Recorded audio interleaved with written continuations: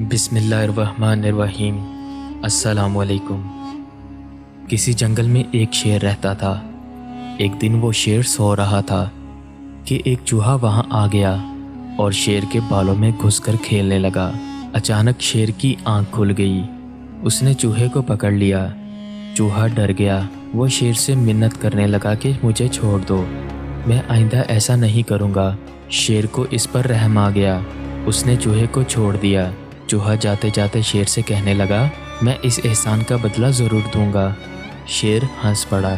ایک دن کچھ شکاری جنگل میں آ گئے۔ انہوں نے جال ڈال کر شیر کو پکڑ لیا۔ وہاں اچانک وہی چوہا بھی آ گیا۔ اس نے اپنے دانتوں سے جال کو کاٹ دیا۔ اس طرح شیر آزاد ہو گیا۔ شیر نے چوہے کا شکریہ ادا کیا۔